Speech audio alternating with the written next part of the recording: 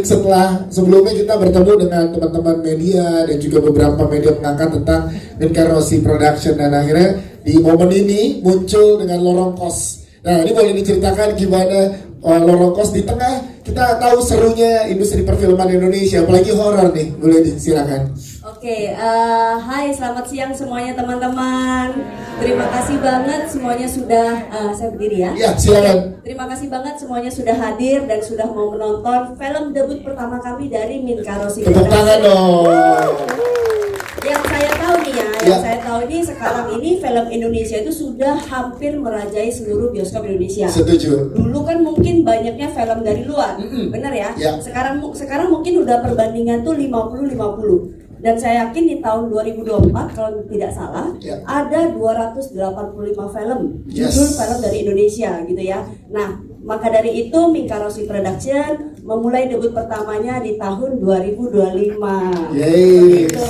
Thank you juga buat teman-teman supportnya sudah hadir hari ini. Benar-benar merupakan kebahagiaan juga buat kami dan juga buat teman-teman kreatif dan juga teman-teman sutradara, media. Thank you banget sudah mau hadir.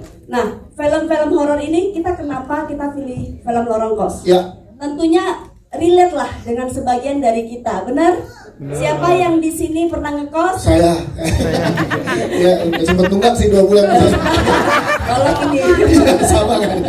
Nah, siapa juga mungkin kalau yang nggak pernah ngekos tapi pernah merasakan atau mendengar cerita-cerita dari teman-teman yang ngekos gitu ya. Nah, cerita ini hadir karena memang ini paling relate mungkin dengan masyarakat Indonesia gitu. Nah, tapi kenapa kita pilihnya? Kalau teman-teman tadi lihat, kalau kemarin saya lihat di komen-komen ada di Instagram tuh lucu sekali. Kenapa sih kosnya gelap-gelap gitu, gitu ya? Ya kalau gelap, yang kos yang terang-terang kan mewah gitu ya. Mungkin saya tadi juga nggak berani hadir gitu kan, takut ada kesenjangan sosial. Gitu. Ya, nah maka dari itu kami semuanya di sini mencoba untuk memulai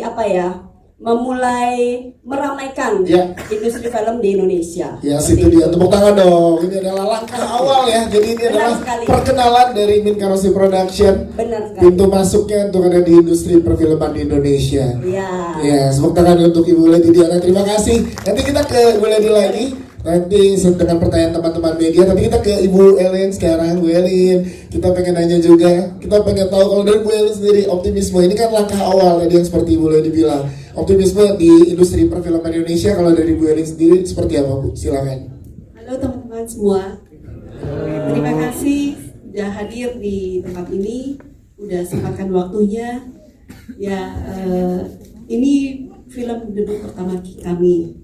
Jadi semua yang kita planning untuk berikan yang terbaik untuk industri perfilman, ya semoga bisa diterima oleh kalangan masyarakat. Amin. Berarti bisa dipastikan ini langkah awal dan berarti siap. Waktu itu kita hubungin soalnya lebih dari 1 judul ya. Ya, 5 judul bahkan. Jadi siap-siap. Mau berapa bulan sekali silahkan teman-teman media, tapi kita support dulu Lorong Kos ini. Terima kasih untuk Ibu Elin. Kita ke produser kita, Mas Otong. Mas Otong, ini menarik, kita pengen ngobrol. Boleh diceritakan Mas tantangan dari produksi ini? Kita tadi bener kayaknya kalau itu kosannya bener masih dibuka sekarang, kayak kita juga takut untuk ngekos di situ. Challenge-nya gimana sih Mas mendapatkan tempat syuting yang seram dan juga tadi membangun ambience dan vibes-nya juga kena banget ke penonton. Boleh diceritakan Mas proses kreatif produksinya? Oh iya, sebelumnya terima kasih atas kehadiran teman-teman semua dan alhamdulillah puji Tuhan kita film Lorong Kos akhirnya pecah telur ya. Dari Minka Rossi. Alhamdulillah. Untuk tadi lokasinya itu ya, lokasinya itu kebetulan memang kita mengambilnya di sekitaran Bandung lah ya. Sekitaran Bandung memang itu adalah salah satu tempat yang sudah sedikit penghuninya sebenarnya. Jadi secara lokasi aja memang udah menyeramkan. Saya juga nggak tahu nih teman-teman pemain kok berani semua. Tapi sehari, 2 hari, 3 hari akhirnya kok kayak biasa aja gitu. Karena udah kenalan sama penghuni. Akhirnya memang di beberapa di beberapa kesempatan memang ada hal-hal aneh yang terjadi. Misalnya ada salah satu spot yang kita taruh kamera di situ, pasti itu kamera hang mulu. Itu salah satunya ya. Tapi begitu kita geser dikit, udah nggak ngehang lagi. Nah itu ya udahlah, mungkin ada hal mistisnya karena kita bikin film horor juga ya. Ya. Terus yang menariknya itu kalau tadi teman-teman lihat itu di adegan Mas Lucky itu memang pada saat pengambilan itu memang ini pengakuan dari Mas Lucky sendiri bahwa dia mengalami sesuatu yang spiritual lah, yang seperti diingapi atau apa. Makanya ketika adegan itu kita ambil, itu kita lepas saja, dia main CNA dengan yang dia suka lah gitu ya. Nah itu beberapa hal yang hal-hal mistis yang terjadi pada saat pengambilan gambarnya gitu. Memang ada beberapa cerita lagi tapi mungkin nanti Mbak panjang ya. Iya, nanti kita tanya ke teman-teman cast juga mengalami apa gitu ya. Jadi berarti itu semua syuting di Bandung ya Mas dilakukan ya? Iya, semua kita ambil di Bandung dan kebetulan dapat tempat yang sesuai dengan ekspektasi kita. Ya sesuai banget Mas itu kita. Kalau tempat healing juga di Bandung, karena banyak yang mau healing ke warung Mang Mandra. Warteg ya, Mang Mandra ya. Tempat healing juga situ ya, kita juga relate tuh, healingnya luar biasa. Saya yang healing belum hadir di sini karena masih healing kebetulan. Jadi nanti kita kembali. Ya Mas Totong, terima kasih Mas Totong, tepuk tangan dong untuk produser kita. Kita ke sutradara kita Mas Gerang Daerah Mas. Kita pengen tahu gimana treatment penyutradaraannya sehingga tadi momen-momen yang beneran kita kayaknya di sini nih sosok nebak ada jumpscare, ternyata enggak, atau dikasih di tempat yang lebih mengagetkan lagi. Nah, treatmentnya seperti apa sih Mas dari horornya? Di brief kepada pemain juga, silakan. Oke, sebelumnya terima kasih. Jadi kalau Lorong Kos ini memang secara treatment dari awal kita pengennya itu raw ya. Jadi secara gambar itu kita nggak mau gambarnya ini beauty gitu. Jadi gimana caranya kalau kita meng-capture sebuah situasi seperti as it is gitu, walaupun itu set sebenarnya ya. Jadi yaitu dari tempat pemilihan kan tadi udah dibilang Mas Totong, kalau dari awal kita harus cari yang serem. Biar dari awal kita take juga udah ke reveal kalau itu serem. Nah kedua, masalah jump scare itu memang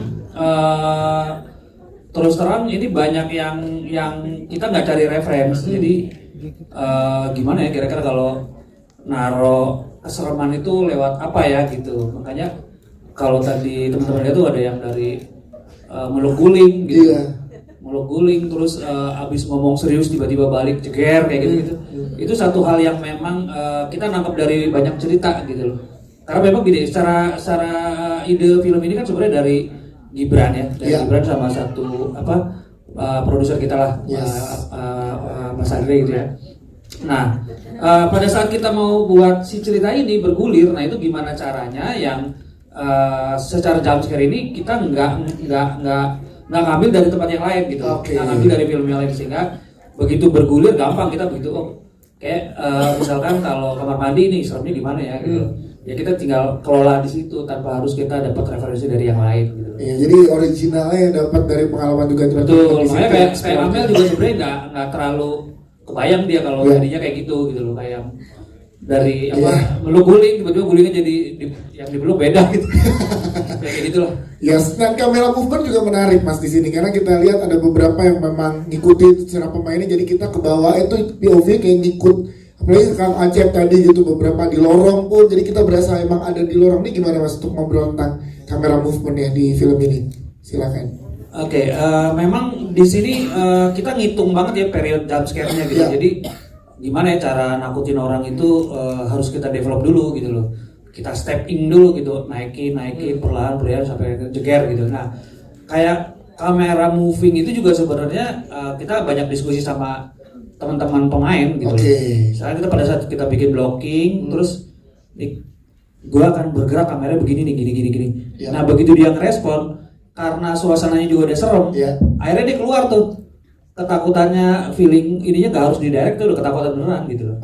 Jadi itu sih kolaborasi antara filmmakers dan juga jajaran cast-nya ya. Di sini kan banyak yang ketakutan itu nggak harus melotot ya. Wah, nggak kayak gitu. Iya. takut ya takut aja, anjir lu kabur gitu. Nggak harus melotot segala macam. Gitu. Karena emang naturalnya kadang punya respon gitu. Masing-masing kan, orang takut kan. Masa melotot gitu. Iya, dan ada juga yang kayak ya malu guling dan ke kasur juga ada gitu. Siap, tepuk tangan untuk sutradara kita Mas Garang Merah. Mungkin nanti Mas Garang juga boleh menambahkan, tapi kita ke Bu Lady sedikit. Bu Lady, kita pengen ngobrol terkait pemilihan cast. Ini kan jajaran castnya luar biasa kolaborasinya. Ini boleh diceritakan nggak sih gimana prosesnya sampai bisa terkumpul ensemble cast yang luar biasa ini? Oke, kalau untuk pemilihan cast kan memang kita dari awal sudah mulai kenal dengan Gibran gitu ya. Nah dari Gibran kita beralih ke yang lain, mungkin dari sutradara, Mas Ganang juga Mas Totong juga ada kasih ide lah siapa seperti itu. Nah pemilihan cast ini sebenarnya casual aja gitu, ada castingnya. Tapi yang lucunya ketika waktu mulai casting itu saya ada beberapa kali ikut tuh. Tapi pas malam film itu loh, kok ini beda ya? Tapi ini adegannya ini ya saya bilang ya, itu gila banget. Itu waktu itu saya ingat itu casting yang di kamar antara yang dia sama Nadira sama si Aina waktu itu. Jadi saya lihat gila ini apa ya, penjiwaannya tuh luar biasa walaupun mereka masih muda gitu. Gila. Jadi waktu itu pemilihan castingnya benar-benar ya by reference aja. Kita biarkan Mas Ganang dan Mas Totong juga itu biarkan memilih biar lebih enak nanti kerjanya, karena kan mereka yang sudah tahu, kita kan baru pertama gitu, jadi biarkan bebas ini aja sih. Jadi karakter menemukan pemainnya sendiri ya, sesuai dengan skrip ya. Terima kasih Ibu Lady, terima kasih. Selanjutnya kita ke jajaran cast. Nah kita ke Bang Gibran Martin dulu nih, tepuk tangan dong. Karena ternyata tadi jadi spill juga sama Mas Ganang dan juga Mas Totong, karena selain jadi cast tapi juga ide awalnya juga dari dirimu kan. Nah Mas Bang Gibran ini gimana, boleh ceritain nggak ke teman-teman gimana sih awal ide keluarnya gitu? Kosnya tuh yang di mana? Ingat kos ya? Ternyata Gibran sering kos. Iya, teman cerita atau gimana? Silakan diceritakan. Halo semuanya. Halo, saya Gibran Manten. Terima kasih juga udah media udah datang. Siap sebentar Mas, tapi tadi halo Mas Bayu, ada gitu yang mana coba? Halo Mas Bayu. Kayak suaranya halus, saya pengen disapa Mas Bayu gitu. Ya. Silakan. Ya ide awalnya pada waktu saya datang ke PH Mika, kebetulan kita juga udah dekat. Terus saya bilang, tampaknya saya banyak cerita serem di kosan gitu. Karena apa namanya, dari pihak Mika bilang kita pengen bikin film apa ya yang bisa relate dengan, nggak perlu mikir susah, nggak perlu orang tuh cari referensi jauh-jauh, gimana ya, kos, kebetulan saya juga ngekos gitu. Karakter dekat sekali berarti Bayu. Dekat sekali. Nggak, karakter Bayunya sih sangat jauh. Oh jauh, betul. Sangat jauh. Tapi pengalaman ngekosnya yang sama. Pengalaman ngekosnya sama, horor-horornya juga sama. Terus saya kasih ide. Nah sebenarnya kalau bisa dibilang ide saya tuh cuma 20-30%.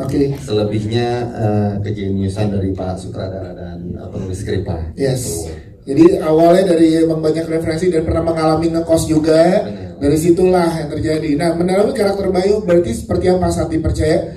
Beran jadi Bayu juga ya. Sebenarnya kita ada juga curiganya ya sama Bayu tadi ya, sekali 2 kali gitu dibawa ke situ juga tuh.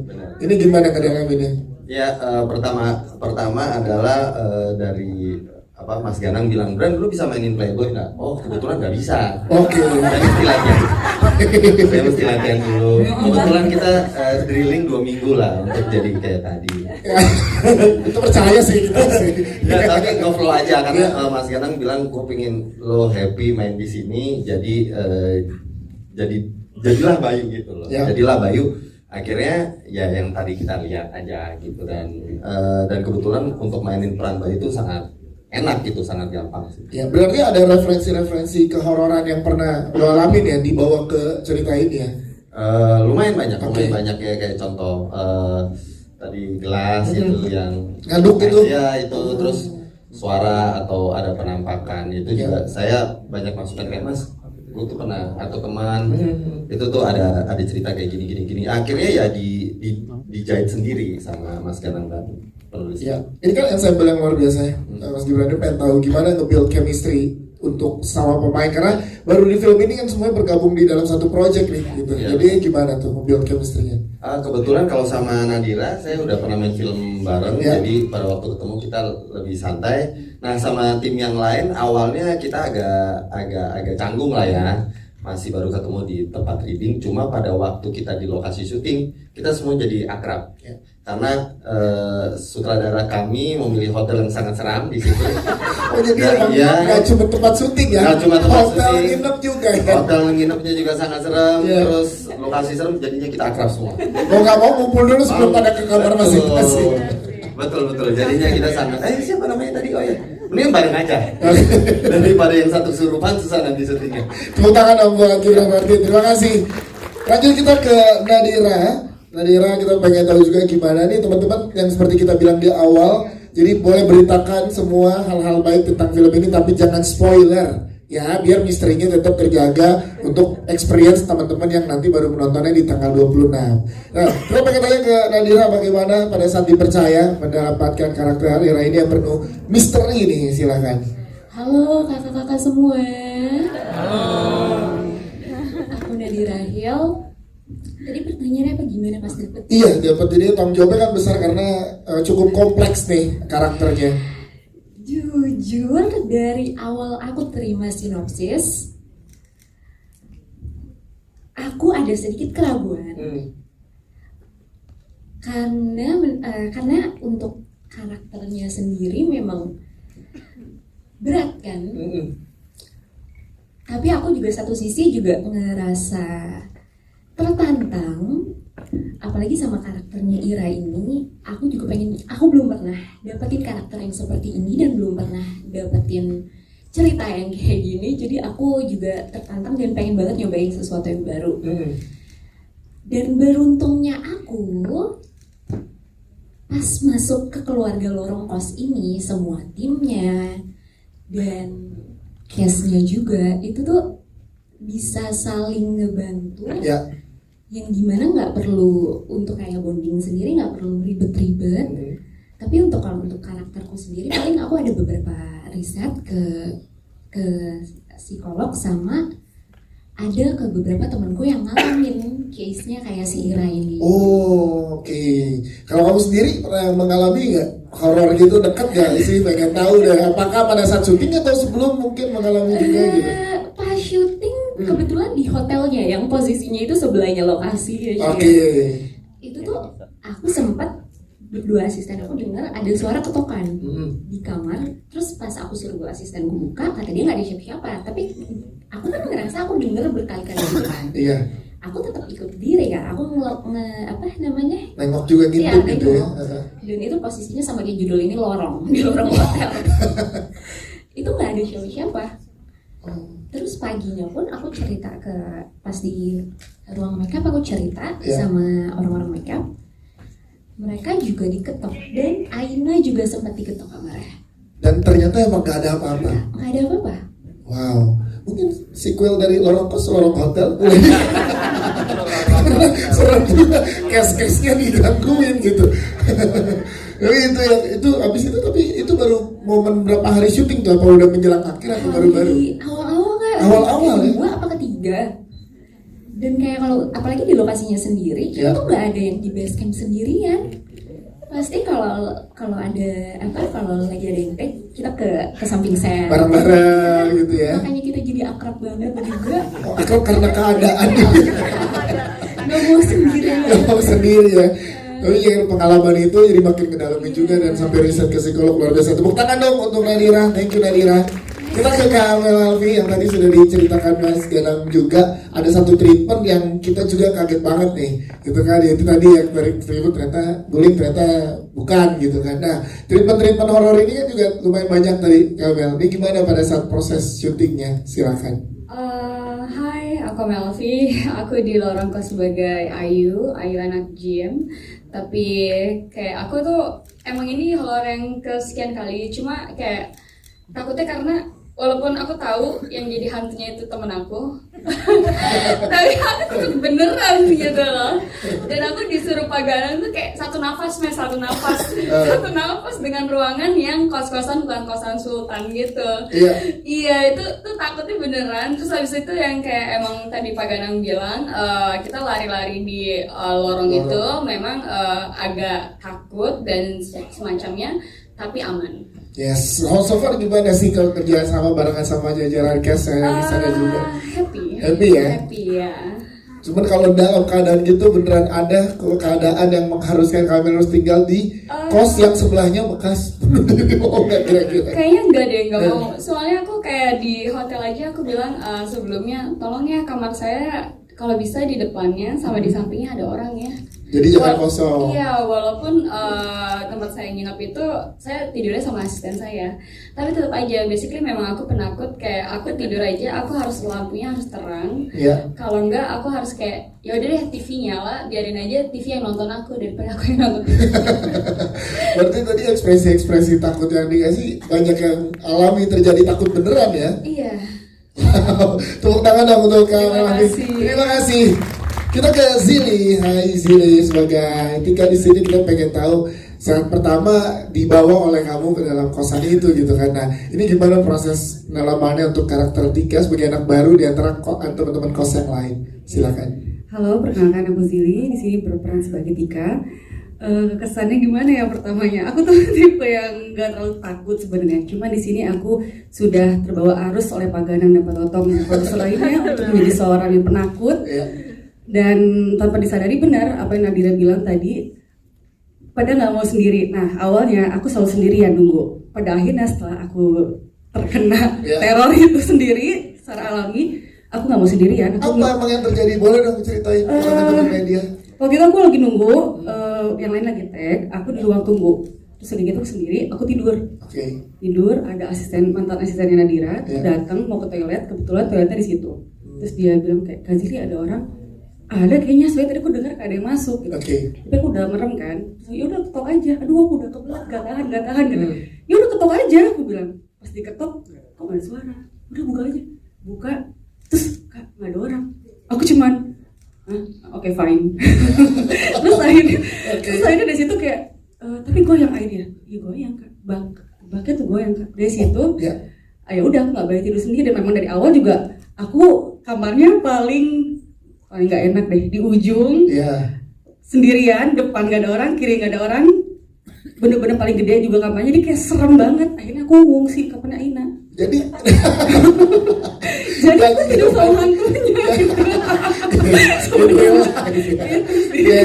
Mungkin karena Pak Totong dan Mas Ganang tahu kamu in real life tuh pemberani kali ya. Nah itu dia, tapi ternyata semua dipatahin sama mereka. Aku jadi nggak berani Kak.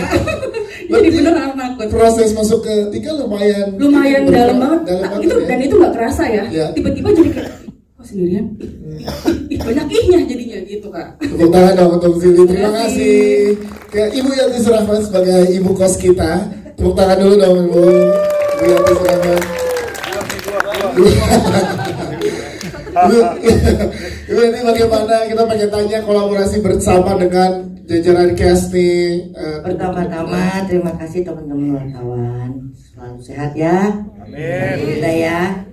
Amin. Terus yang kedua, aku bergabung sama anak muda, jadi gue nggak tua-tua. Itu yang paling penting. Gitu. Dan waktu di lorong kos, pertama juga aku tidur sendiri. Terus hordengnya gitu jatuh. Tadinya sih nggak apa-apa. Masa kamar mandi airnya kan bunyi sendiri, dan gue itu takut. Dan ternyata aku pikir gini, masa sih setan demen sama nenek-nenek kan gitu. Nggak tahu begitu kejadiannya. Ada aku pakai anak makeup, temenin gue. Gitu, itu yang benar-beneran. Ternyata mungkin setannya juga biar tua. Ada rasanya kali ya. Rasa apa itu Mas? Rasa strawberry kan. Kayak gitu. Jadi ya udah memang hotelnya keren juga sih. Iya. Tapi jadi ibu kos tadi kan kita lihat udah banyak sebenarnya secara emosi tadi kita ngerasain gimana kekhawatiran ibu kos ditinggal suaminya, diwarisi oleh kosan yang besar, tapi harus menjaga kosannya agar tidak tercemar nama baik. Itu gimana Bu Yati mendalami karakter ibu kos yang kompleks ini? Aku kebetulan mungkin karena adiknya banyak ya, jadi di rumah tuh selalu kayak ibu kos karena anak pertama kan, banyak ngurusin adik-adik kamar. Jadi ya saya berusaha seperti itu, bagaimana caranya kamar itu terisi. Itu sih. Jadinya terus memberikan yang terbaik, kayak promo-promo, pokoknya aman gitu. Yes, jadi nggak yang temen-temen juga, Bu Yati Selamat juga didatengin yang kamarnya. Iya, aku tuh kaget tuh waktu itu air. Aduh, gimana sih air kok mandi sendiri? Kamar mandi bener, ada yang buka pintu lari, terus anak-anak bilang ada yang ini sih, nggak tahu. Jadi bingung juga tuh. Benar itu terjadi, akhirnya aku panggil Jili. Bener, aku takut soalnya. Akhirnya aku panggil Jili, panggil anak makeup. Sebelum ke sendiri, lari sendiri akhirnya dibarengin ya. Terus sebelum ke jajaran yang lain. Padahal kan aku kalau di film horor sering jadi setan ya. Itu dia. Aku pikir, masa sih setan nggak kenal sama temennya? Pasti tahu polanya harusnya ya. Ini gue nggak tahu. Tapi gimana rasanya energi yang terjadi di sana dengan kolaborasi ini kan berbagai generasi kan dari teman-teman yang di sini.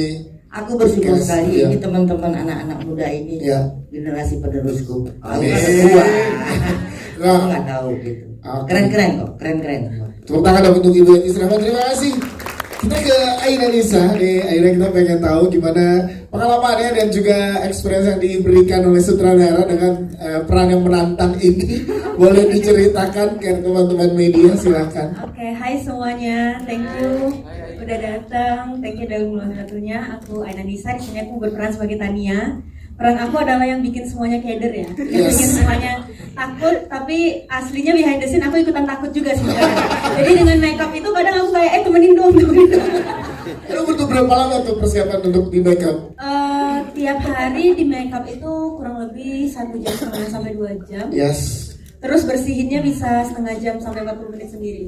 Jadi datang duluan gua paling belakang, yang lain ya. Biasanya gitu. Yes, dan kamu juga mengalami itu, takut saat melihat makeup tadi kan? Nadira takut tuh, dan juga Kabel takut walaupun temen nih tahu gitu kondisinya.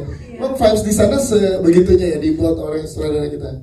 Vibes di sana segitunya, terus juga dari Pak Ganang, terus sama produser, Dobi, semua teman-teman art itu sukses banget sih, nyulap tempat yang udah serem jadi makin serem lagi. Menurut aku sih gitu ya. Dan kalau misalnya ngomongin kejadian-kejadian yang terjadi, ya bener Kak Zili adalah roommate aku. Terus ketika Kak Zili ada day off, aku takut jadi Nadira yang ke kamar aku. Itu jadi kayak udah rolling aja gitu. Kalau kejadian horor sih sebenarnya di set sih aku nggak begitu diganggu, mungkin karena setannya bingung juga ya kan. Aku udah selalu on point. Iya, sama nih kayaknya nih. Jadi kalau di set sih nggak begitu, tapi pas di hotel salah satu kejadiannya itu ada momen pas Kak Zili lagi nggak di kamar aku, terus Nadira habis main dari kamar aku. Terus habis itu aku ke toilet, terus habis itu ya udah aku main HP gitu kan rebahan, tiba-tiba ada yang ngetok dan itu benar kejadian. Mas Bayu masuk. Mas Bayu loh, Mas Bayu kan karakter Bayu. Iya. Ngomong ini lagi nggak jadi setan soalnya. Iya. Itu aku langsung ngechat Nadira kayak, Kak tadi lu ngetok kamar gue gitu. Terus kayak, enggak kata dia gitu, karena aku pikir dia mau masuk lagi. Ternyata enggak, dan di hari itu emang lagi intens banget kali ya. Di hari itu malamnya aku dengar di kamar sebelah yang aku tahu kosong ngegeret-geret kursi, meja, nggak tahu deh, kayak rame banget. Sama aku tahu itu kan hotel tempat kita stay itu hotel tua. Iya. Dan kamar, ya kebayang lah situasi kamar hotel tua gimana. Aku tahu telepon hotel itu, telepon rumah kayak zaman dulu itu tuh nggak connect ke lobby. Tapi itu bunyi 3 kali di kamar aku. Wow. Itu kamar yang lain nggak ditelepon ya, aman ya. Terus tapi bunyi, tapi aku angkat aja gitu kayak halo, aku pikir dengan polosnya udah halo aja, kirain apa gitu. Terus nggak ada, terus aku angkat lagi nggak ada, aku angkat lagi nggak ada. Terus aku kayak oh udah mulai aneh nih. Terus di hari itu selanjutnya ngetop. Terus malamnya, jadi dari yang tadinya aku takut sampai aku kesel. Soalnya kayak kalau misalnya lo ngeganggunya jam 10-11, gue mesti main HP. Tapi kalau jam 12 gue udah mau tidur, besok pagi soalnya. Callingannya pagi jadi tolong stop gitu sih. Tapi dari tadi kita pengen tahu kacamatanya Tania tuh menyampaikan pesan apa sih ke penonton? penonton karena kan tadi kayak masih ada yang belum selesai nih gitu. Nah, sebenarnya untuk teman-teman yang udah nonton semuanya kan akhirnya terungkap ya bahwa Ira lah si itulah yang tadinya tuh tidak bunuh diri gitu. Sebenarnya pengen menyampaikan ya ini mungkin kayak one last thing gitu. Closure kali ya dari Tania, kayak pengen nyampain kalau kayaknya Tania tuh deserve untuk pergi dengan tenang gitu. Walaupun sebelum dia berpulang kan kondisi mentalnya juga tidak baik-baik aja kan. Jadi memang udah sangat fragile, udah sangat rapuh gitu. Cuman kalau dari kacamata Tania, aku yakin dia expect untuk semua orang tahu kalau misalnya gue bukan bunuh diri gitu. Itu dia, tepuk tangan dong untuk Aida Nisa. Terima kasih. Saya ke Mas Luki dengan karakter yang sangat misterius dan diberikan kebebasan juga tadi oleh sutradara produser dengan acting yang luar biasa. Gimana Mas, peran Om Bram ini tuh menyampaikan penuh makna kayaknya ke penonton ya. Silakan Mas Luki, Santi percaya ini gimana? Salam film horor Indonesia. Mana dong mana?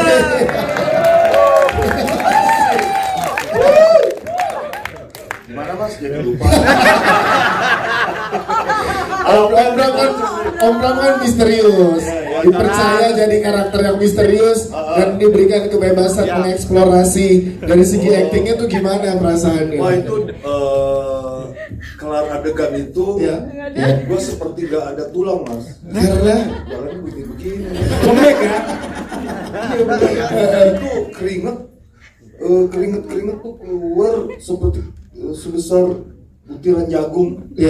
Dari tengkuk sampai jemari kaki. Terus Mas Gana kan ngajak jalan, tar aja Brak, dadah gitu. Itu emang apa yang terjadi, energi apa yang Mas Luki rasakan pada saat di momen itu? Kan teman-teman yang di set itu yang bisa melihat apakah saya ada sesuatu di situ yang jelas sempat kayak nggak sadar ketika nombrok kaca itu. Terus pas nombrok kaca, wah kaca pecah kan nih, nanti gantinya di mana? Gue diem dulu deh, lumayan bisnis acting. Ini tes urin dulu ya, boleh ya? Tadi itu Bono lagi karakter pas karakter Om Bram tuh begini ternyata aslinya gitu kan. Tapi ada satu informasi yang diberikan kebebasan itu sebagai aktor, gimana sih, malah makin seru gak sih jadinya untuk mengeksplor sebuah karakternya Mas? Oh tentu, seorang aktor itu harus liar tapi terkonsep. Seni peran kan seni melebur. Kalau cuma memainkan dialog biasa itu umum, tapi melebur menjadi sosok itu yang sulit. Dan tepuk tangan dong teman-teman karena berhasil banget nanti milih Om Bram yang kita dibawa dari awal, udah curiganya gitu ya. Om Bram sih dari awal sih. Iya sih. Dan itu kalau lepas dari Mas Gana dan juga Mingga Production, teman Mas Bayu. Mas Luki itu sampai nggak bisa bedain mana Gibran mana Bayu ya, karena coba kan kok karakternya Betty beda tipis. Mas Luki terima kasih.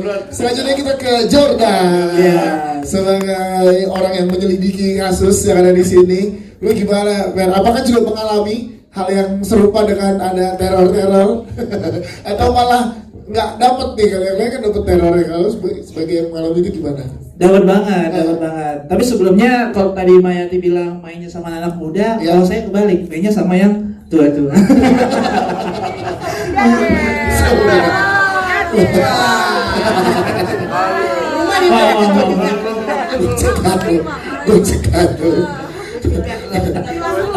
Karena kan kebetulan sekamar sama Gibran ya, jadi biar kata saya penyidik juga, tapi lembek juga kalau ketemu yang horor-horor, jadi lebih memilih sekamar sama Gibran bertiga. Nah bertiga itu pun juga ada godaannya ya. Padahal udah bertiga nih ya. Betul, selain godaan wanita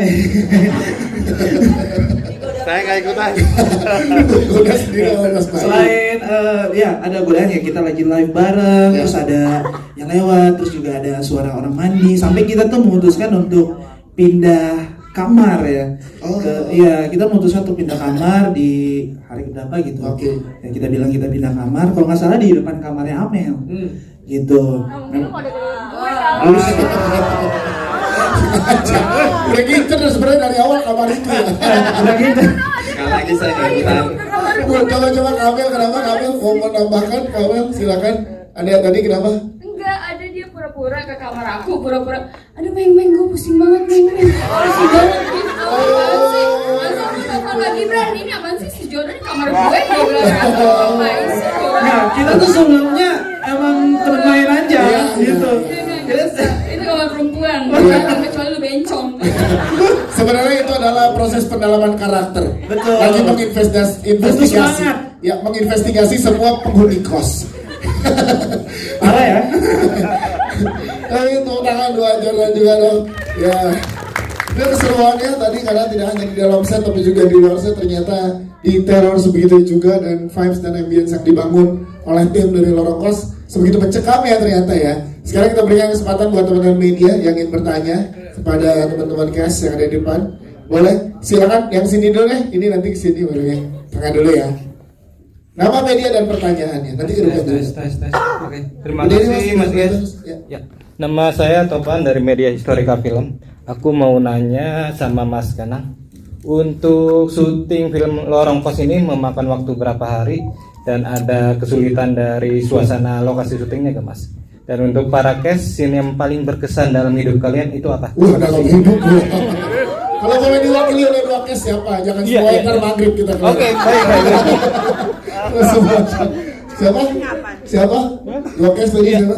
Siapa aja dah? Oh, siapa aja boleh. Mas Ganang dulu, silakan Mas Ganang. Oke, kalau durasi waktu kita syuting itu kurang lebih 16 harian ya.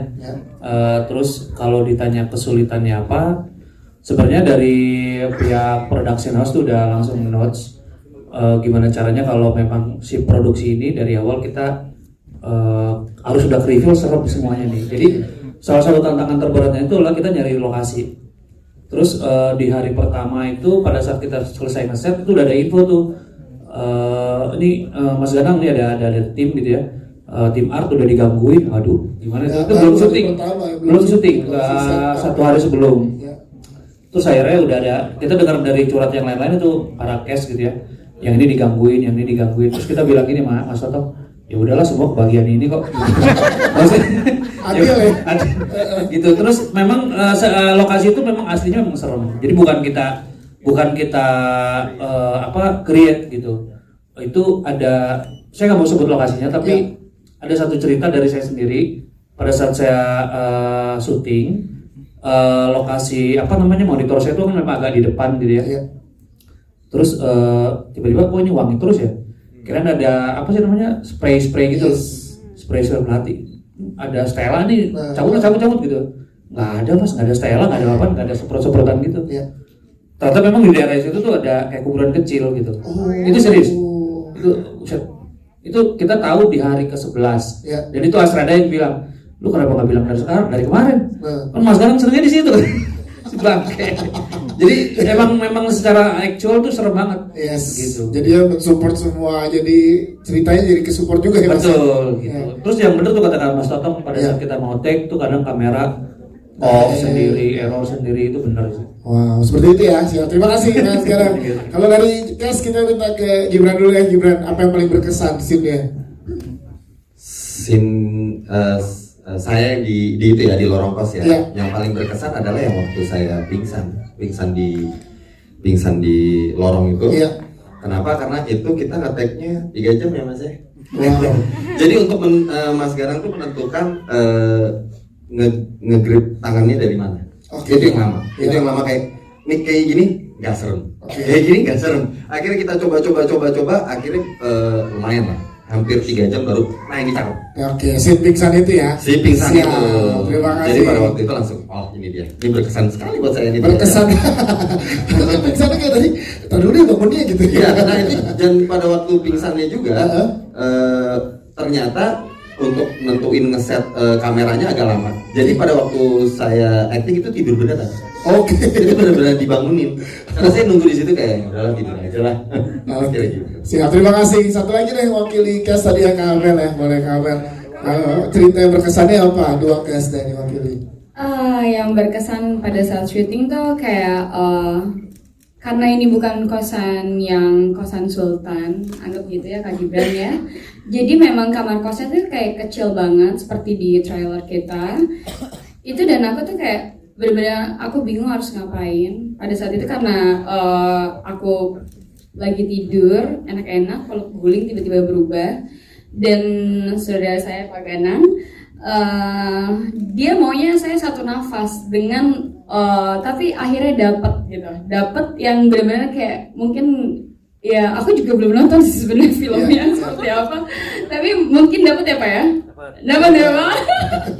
Itu kayak aku emang kayak aduh pusing banget gitu, terus bingung lari kemana ngapain gitu. Itu seru banget sih, kalian wajib banget nonton. Siap, terima kasih.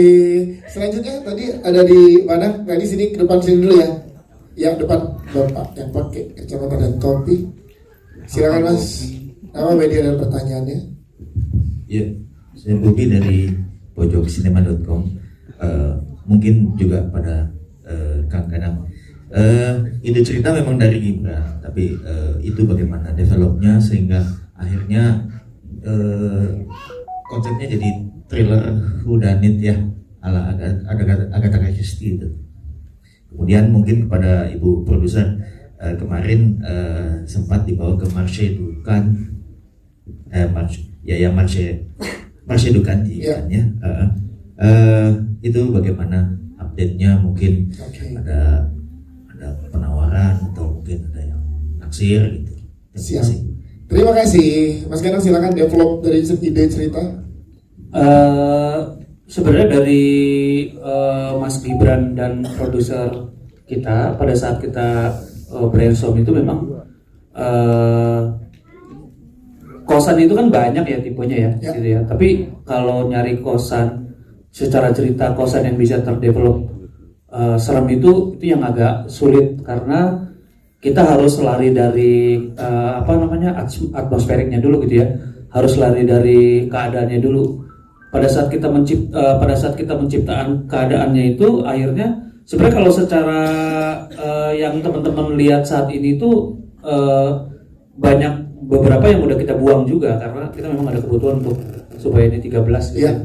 Itu banyak adegan si Ira sama si Tanianya itu bahkan mungkin kalau itu ada nggak mungkin 13 gitu. Itu sampai segitunya gitu. Dan kalau ditanya gimana cara ngedevelopnya, sebenarnya saya sendiri anak kosan gitu. Saya anak kosan, jadi nerkanya itu nggak terlalu gampang. Dan yang punya ide dasar juga tektokannya enak karena dia juga anak kosan dan anget banget, baru banyak dapat cerita pengalaman ya gitu. Dan sebenarnya segampang itu sih karena saya sendiri ngalamin gitu. Oke, jadi sutradara pernah ke kos, aktor-aktornya juga pernah ke kos, jadi itu yang bikin ngedevelopnya jadi gampang ya. Siap, terima kasih Mas Ganang. Boleh silakan, boleh dijawab terkait Marche Dukan. Saya jelasin untuk semua film yang kami produksi ada 5. Jadi pas kebetulan waktu itu kita ada penawaran ke sana dan jujur semua film banyak yang minat. Dari investor itu semua banyak yang minat.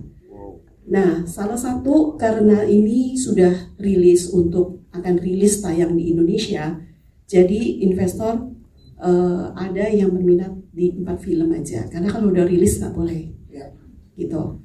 Nah, kedepannya mungkin kita juga akan lakukan hal yang sama setelah produksi beberapa film lagi ke depan. Itu dia, siap. Terima kasih. Jadi karena Lorong Kos saat Marche di film bulan lalu dengan tayang di sini tuh mepet, jadi udah nggak sempat gitu ya Bu. Jadi 4 produksi lainnya lah yang punya kesempatan nanti kita lihat dan akan ada pengumuman lagi saat press conference film judul yang lain. Itu. Terima kasih. Satu pertanyaan lagi mungkin tadi di depan jadi Mas. Oke, silakan. Itu ya. Boleh sebutkan nama dari mana dan pertanyaannya, silakan. Selamat sore perkenalkan dengan Haikal dari Ya, silakan Mas Haikal. Yang pengen saya tanyakan ini agak menggantung sedikit ya. Si Om siapa tadi? Om Bram ini kenapa bikin sedikit ritualnya itu loh, yang masih saya gantung, yang saya mau tanya lagi. Dan untuk pengalaman paling horornya Kak Nadila itu ada nggak yang paling berkesan gitu selama syuting ini atau di luarnya? Oke, siap, terima kasih. Berarti ada alasan khususnya dari Om Bram ya melakukan ritual itu ya? Ada ritualnya gitu, buat manggil atau apa gitu aja sih yang belum terungkap ya Mas Duki ya, kasih jelas Mas Duki. Makasih ya. Sebelum aku jawab, ya, coba bilang dulu dong. Salam Lorongkos. Salam Lorongkos. Oke, mantap. Bang Gibran, bener. Masih ngedalamin Om Bram. Silakan.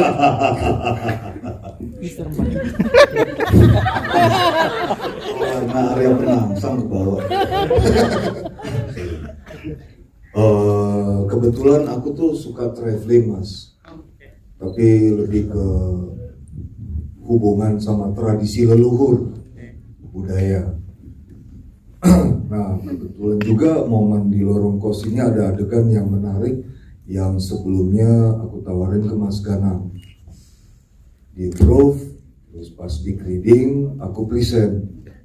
Wah, itu suatu kebanggaan ketika hal itu diberikan tepuk tangan yang meriah waktu di reading. Seperti cinta pertama Mas, rasanya. Ya, jadi hubungannya sama di situ. Itu ada satu kamar pojok atas. Sebelum masuk adegan, aku mantau dulu. Mereka kelar ngeset, aku masuk di situ, aku berdoa, baru masuk meditasi. Berkah sekali di situ, aku melihat sosok rambut panjang sedengkul wanita. Iya. Jadi emosi itu yang aku tangkap, aku coba memainkan di situ. Nah, itu kelebihannya seni peran ya. 70-80% itu orang lain, tapi sisanya kita. Bukan 0% enggak. Kita masih bisa kendaliin gitu. Masih dalam kontrol ya. Ya, itu yang tadi aku bilang. Aku keluar keringat sebesar jagung, terus mau jalan nggak bisa. Akhirnya aku teriak ke PU minta tolong ambilin teh manis hangat. Terus sebelah aku tuh telko namanya Otoy, dia muntah setelah adegan itu. Wow, seperti itu. Siap, terima kasih. Tepuk tangan dong buat Mas Duki, terima kasih Mas. Terima kasih. Ceritanya. Selanjutnya Nadira, ada yang berkesan nggak kalau dari Nadira? Silakan. Halo, sore Kak Haikal ya. Iya. Pertanyaannya tadi apa? Ada yang berkesan nggak dalam memerankan di Lorong Kos ini? Yang paling berkesan tentunya set lorong. Karena itu set tiada akhir ya. Dan itu set lorongnya itu serem banget Kak. Karena lokasinya itu setnya sendiri memang yang tua banget. Dan bahkan menurut aku di screen itu nggak seserem langsung. Langsungnya itu lebih serem. Jadi kalau lagi nunggu set belum selesai nunggu lighting lah gitu, itu tuh jarang yang di situ sendirian. Aku tapi sempat sendirian, cuma sama Rafa berdua. Di situ terus tiba-tiba kayak ada angin, kan banyak kursi-kursi ditumpuk. Kursi, jadi ada kayak satu ruangan yang di dekat lorong itu kirinya ada yang itu tuh ada kayak ditumpuk kursi-kursi itu banyak banget. Nah, ada kursi plastik, yang lain itu kursi besi, terus ada kursi plastik. Aku inget banget kursi plastik warna hijau. Nah, si kursi plastiknya itu kayak sempat nyeret krek gitu kan. Terus aku kayak, wah siapa? Terus kata Rafa, nggak tahu, pindah yuk. Terus kita pindah. Jadi itu ya, di lorong tuh emang realnya juga seserem itu ya. Yes, oke, siap. Tepuk tangan dong sekali lagi teman-teman. Nanti buat teman-teman media yang belum sempat bertanya di press conference ini akan ada kesempatan doorstop setelah ini. Terakhir kita minta Bu Elin dan juga Bu Lady untuk memberikan closing statement ya. Dari Bu Elin dulu, silakan. Terima kasih semua untuk kesempatan ini. Saya meminta para media untuk dapat memberikan dan mengajak semua penonton sekiranya memang film ini harus wajib dinonton. Siap, terima kasih. Selanjutnya Ibu Lady.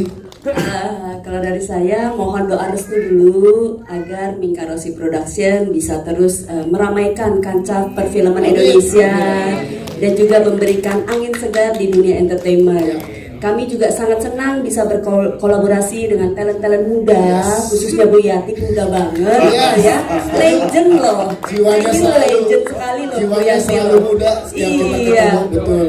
Iya, kalau aku yang muda, yang tua sih gimana? Ya, kami juga sangat senang berkolaborasi dengan talent-talent kami semua. Kami juga siap memberikan gebrakan baru, gitu ya, untuk film-film kami ke depannya. Jadi juga mohon teman-teman media memberikan support yang luar biasa sudah mengizinkan kami untuk bisa meramaikan film Indonesia. Yes, dan nantikan ini adalah baru langkah pertama. Nantikan langkah-langkah berikutnya dari Minkarosi Production untuk industri perfilman Indonesia. Kita foto bareng, yang depan boleh tetap duduk tapi